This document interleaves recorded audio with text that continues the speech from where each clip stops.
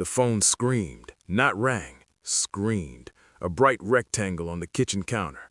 Pancake batter still sliding off the spoon. Butter burning in the pan. Syrup bottle tipped on its side like a witness that didn't want to look.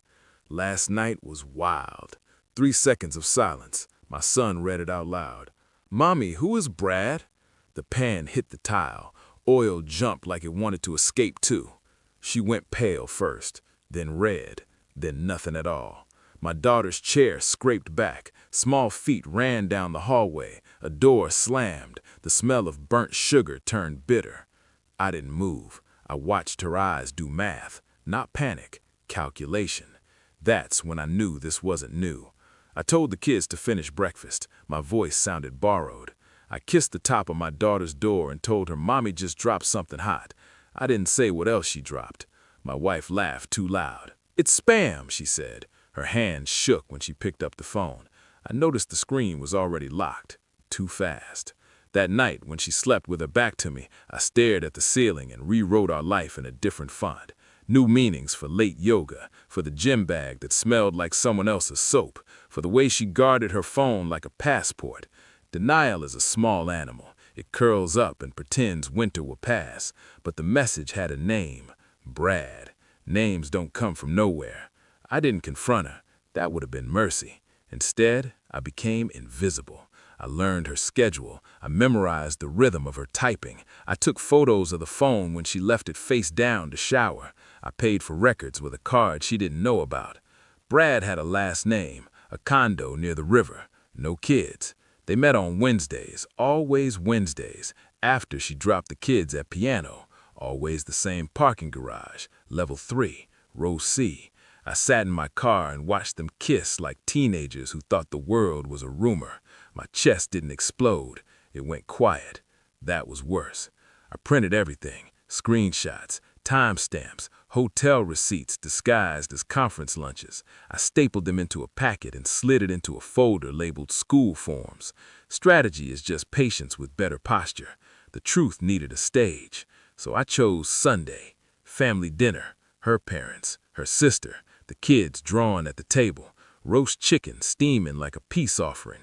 Halfway through, she touched my knee under the table. "Everything okay?" she whispered. I smiled.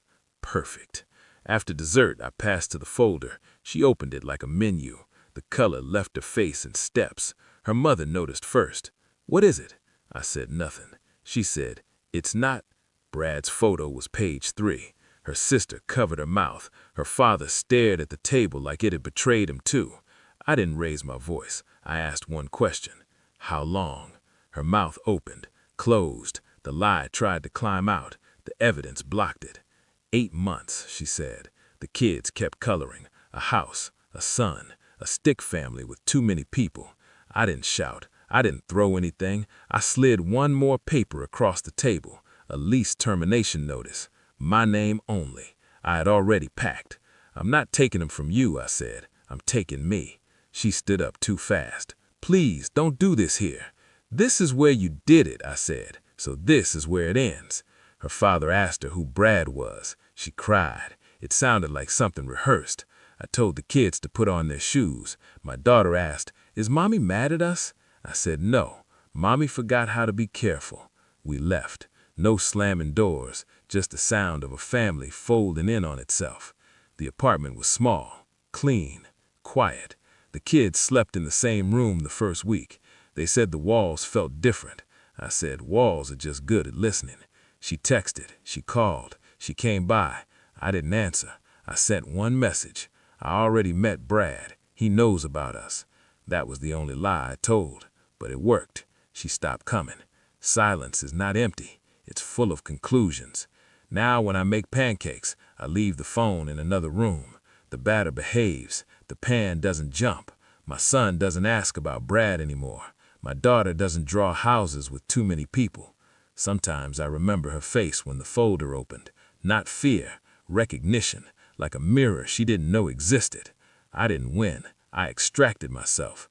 There's a difference. One makes noise, the other makes space. And space is where control lives. The last thing she ever dropped was the story she told herself about who she was.